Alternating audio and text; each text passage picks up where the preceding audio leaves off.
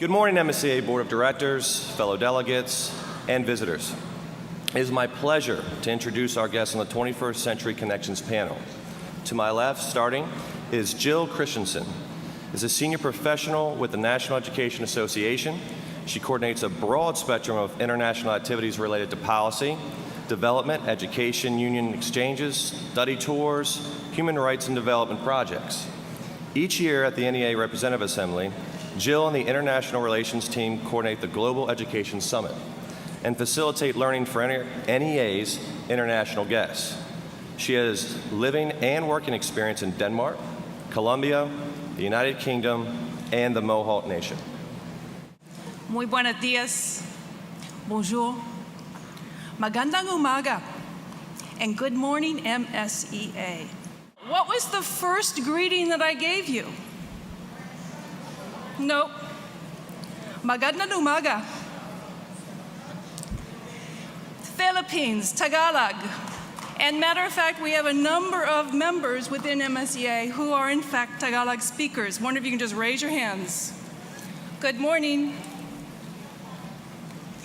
It's wonderful for me to be able to be here with people that in fact I work for as an employee of National Education Association. Your work is my work.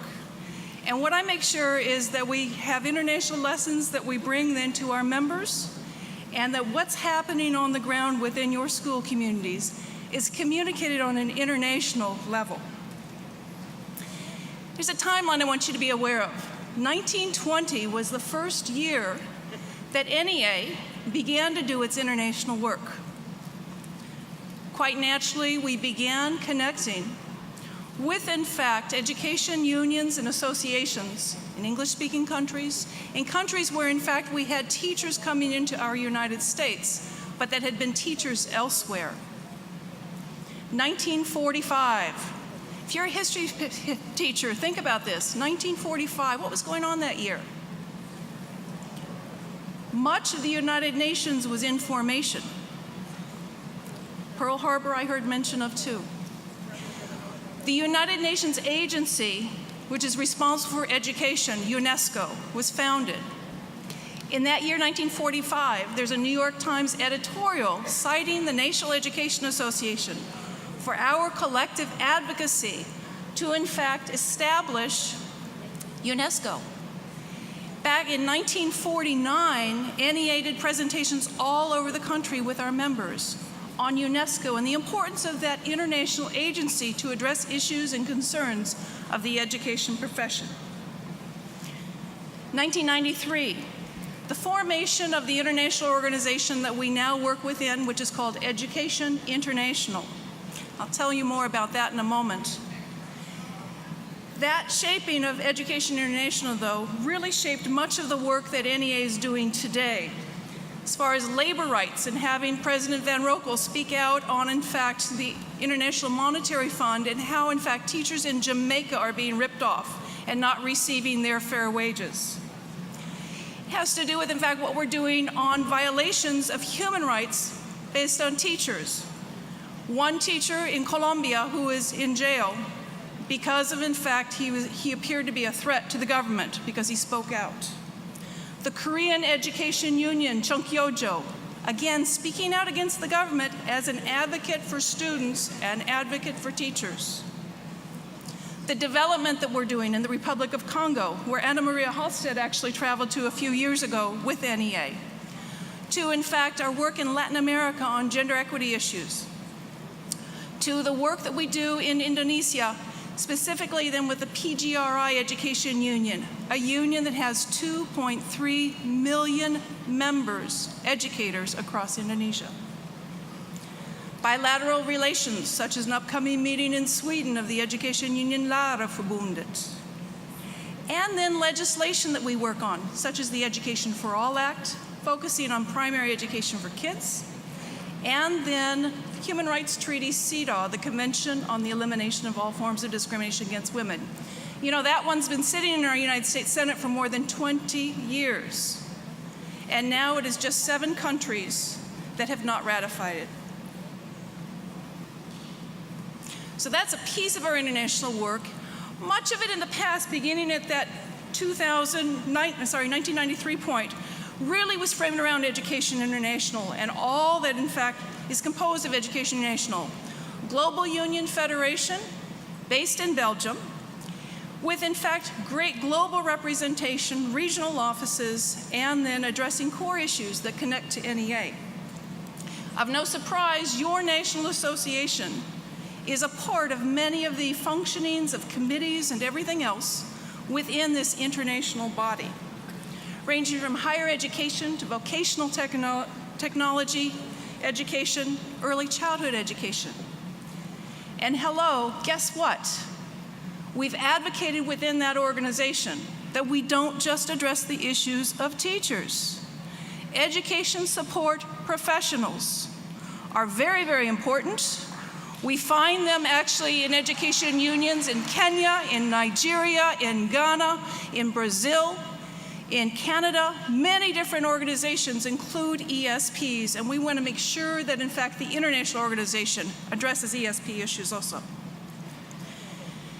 But you know, times have changed, and so we get back to that 2010 on the timeline, and we've seen a huge shift in fact, global issues, much of it related to technology and the fast speed of movement of information, including education policies for good or for bad, such as No Child Left Behind.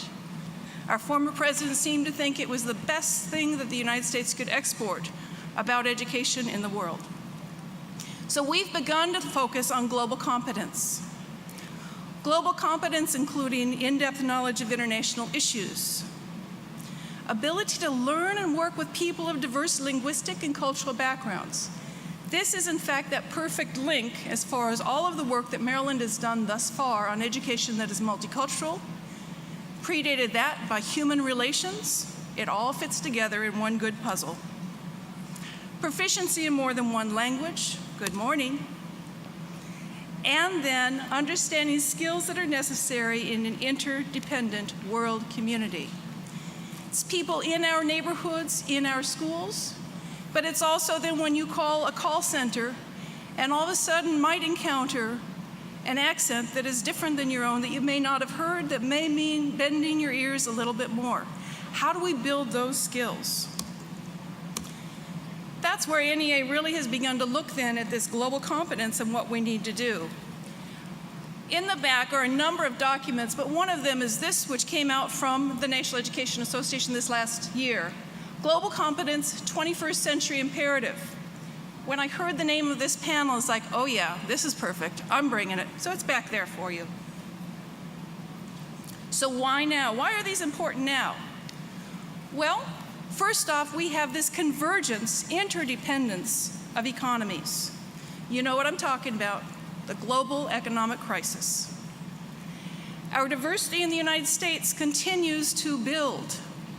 We continue to have to depend upon the message that Maya Angelou gave a number of years ago, and that is, there is nowhere you can go and be with people just like you. Give it up. We've got to think through that. We've got to find ways to do that. Did you know that in this election happening within a couple weeks, 1 out of 8 voters is a new American? A new American meaning either they're an immigrant or then the child of an immigrant. Now, if you think about that, it's very interesting because, in fact, it does change our reality. It changes who we are. Importantly, because of the speed of information traveling, we now are focused much more on global competence and related then to academic achievement.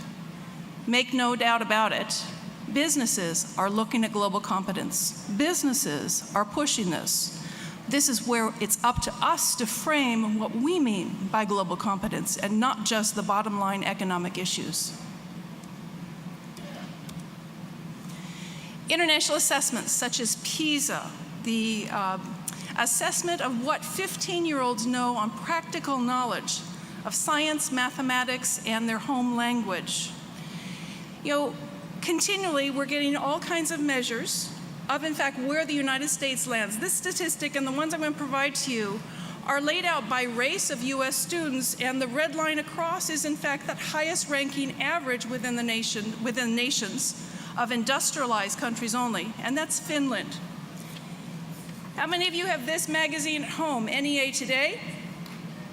Yeah, you all should have gotten it in the mail, so I don't know if it's in the recycling yet, but in this issue, which is the Political Activist Cookbook cover, is an article by Linda Darling Hammond, specifically about education in Finland and taking care of the whole. Check it out.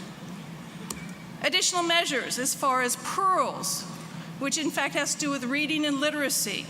The red line here is compared to Russia and where we stand.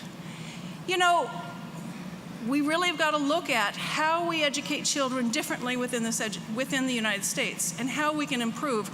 These statistics are on race, but we could also do it by economic factors, rural communities compared to urban and suburban affluent communities. We need to think this through how to do it. TIMSS math and science measures, same story. This one is having to do with poverty. Did you know that 40% of immigrants in Maryland are bilingual? Some of them, of course, arrived speaking English. 200,000 students in China are learning English. What do you think the 60,000 is? Kids in the United States who are learning Mandarin Chinese. Think of those numbers. Think about our economic future. 90% of students in Europe study a language other than English. What do you think the 20% is? Yeah, you're right. You're laughing. You're right. Students in the United States that are studying a second language. This one I think is very profound. 15% of our elementary schools offer foreign language or a world language instruction. In fact, of those, 88% are studying, in fact, Spanish. Okay, so we're in a highly intense world. The very first accessible place that any of us, whether it's a bus driver, whether it is a school secretary, whether it's a classroom assistant, or a teacher, school psychologist can do it, is a teachable moment. It's a good morning. It's related to equity and social justice and bringing up discussions within the classroom, looking at the local to the national. Resources. There's the Partnership for Global Learning, which in fact is proving that this is not just for affluent children. It actually works in fact, high intensity, high Title I areas also. We must look beyond, in fact, serving just the affluent. Steps is a clearinghouse, pulling together information and lessons available to you. Teach UNICEF also then is providing great resources, lessons, and maps and that kind of thing. Facing the Future is a very interesting one because it really is action-based and taking the aspect of we're in this in order to change the world to make it better. Worldwide Schools is run by the Peace Corps. This one's interesting because they will send people to your classroom who actually have lived in another culture, or then pair your school and or classes in your schools with schools then in other countries. Journeys in Film, again, resources to bring the international into the classroom. iEarn, which you're going to hear about in just a minute by Dr. Ed Gregert. Our connections are great. Now, if in fact you were not fast enough to write down all those web addresses, there are little cards at the back of your tables, at the very back table, that looks like this. Grab it, it's all the websites. But clearly the very first point of doing our work is the teachable moments, and starting with good morning. Salam, thank you.